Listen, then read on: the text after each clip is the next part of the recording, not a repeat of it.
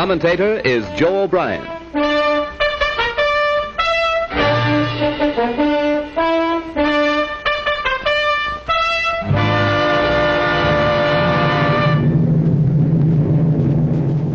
Here is the motion picture record released by the United States Navy of the havoc wrought by the Japs' sneak sky and sea raid on Pearl Harbor, America's mid-Pacific naval bastion.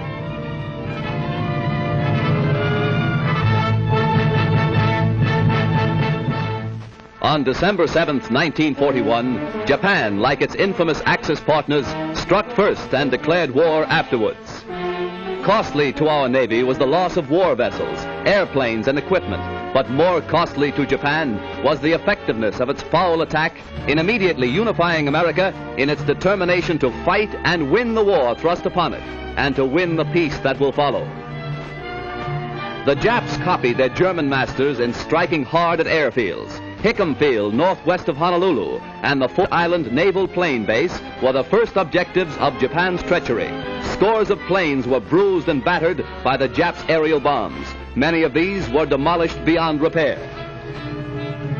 Direct hits were scored on hangars, and these were badly shattered. Equipment and airplane supplies were reduced to smoldering ruins. Here at the Naval Air Station is grim and positive evidence of Jap treachery. Here foul blows were struck, while Jap diplomats were talking peace in Washington. America lost 3 destroyers.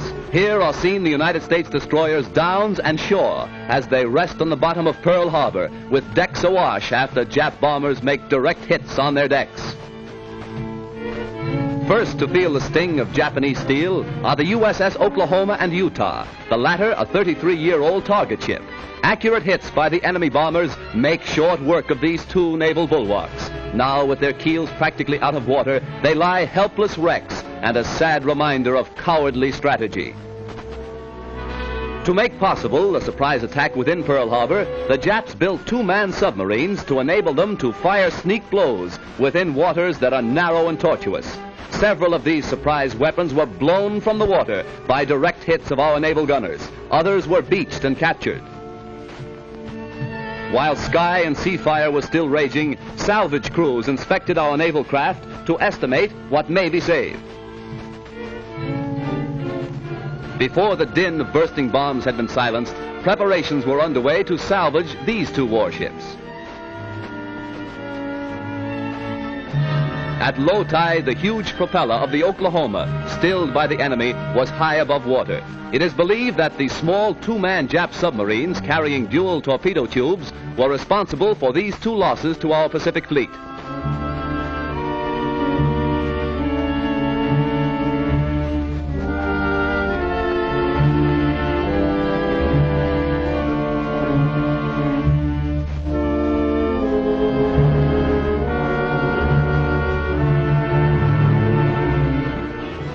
Here is the actual bombing of the mighty USS Arizona by Jap planes. These pictures were made by a fearless cameraman who thought nothing of his personal safety to make possible this record for all posterity. A single lucky hit was responsible for the disaster that befell the Arizona when a Jap bomb falling directly through one of the battleship's funnels exploded in the engine room and set ablaze tons of fuel oil. Dense black smoke billowed to the sky as the massive control tower began to keel over.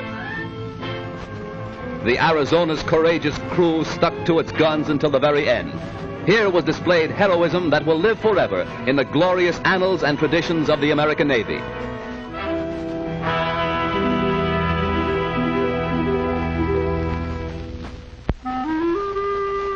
The once mighty Arizona now rests on Pearl Harbor's muddy bottom, a pitiful relic of its former self, a grim monument to the treachery of Japan. The once mighty dreadnought's armor plate is twisted and torn, but the great battleship's control tower still stands, a defiant beacon that in days to come will cast its shadow upon Nippon's very shores. At Pearl Harbor, at Hickam Field, in the bomb-pocked streets of Honolulu, ever is written history. History with a tragic, treacherous pen. History that 130 million Americans will never forget. And in days to come, the Japs, too, will remember Pearl Harbor. Here is a tragic, unforgettable page in the annals of America. Here the cunning deceit of the Japs will never be forgotten. Here they hoped to score a knockout before the war began. The Arizona's gun crews, battered and broken, fired to the last. Their guns pointed skyward, from whence the enemy appeared. The Jap sneak blow cost hundreds of military and civilian lives. The treacherous attack cost our Pacific Fleet 2 battleships outright, another capsized, the loss of 3 destroyers and a mine layer.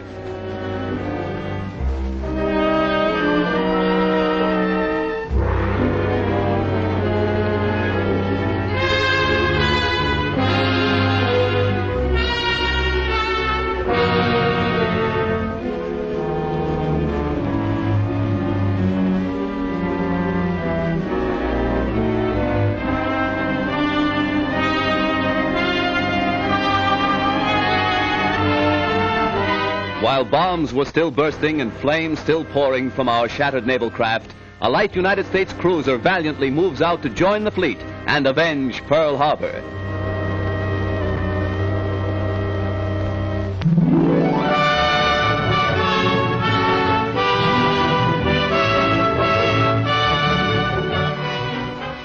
June 3rd, 1935.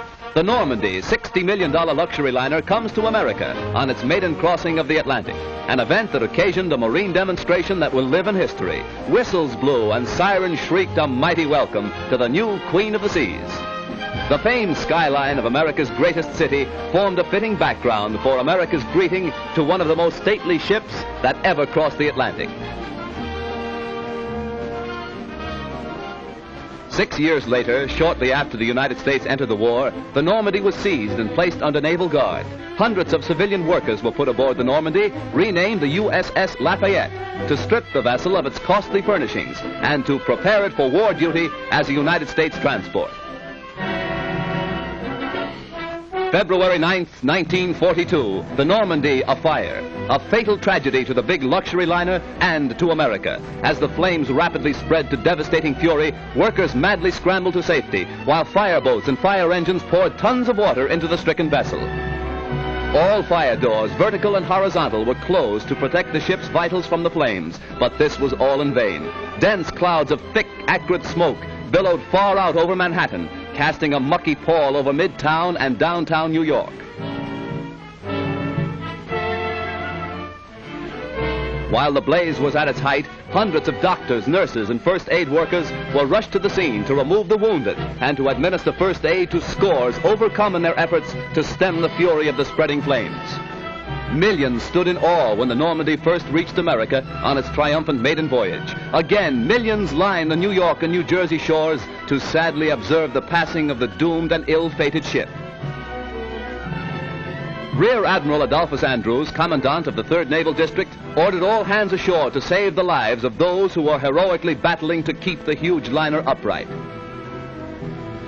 Hour after hour, tons of water were pumped into the Normandie, causing a bad list to port, as strong hawsers snapped and tugs strove to push the giant vessel close to the wharf.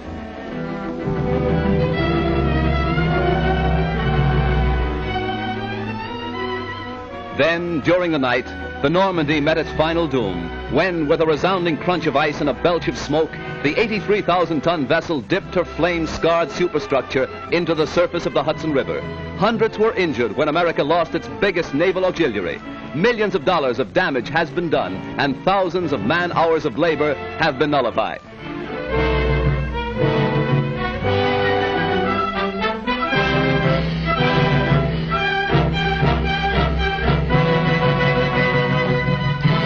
Accident or sabotage, the world may never know. But the fate of the luxury liner Normandie, rechristened the USS Lafayette, is one of the major catastrophes of our day.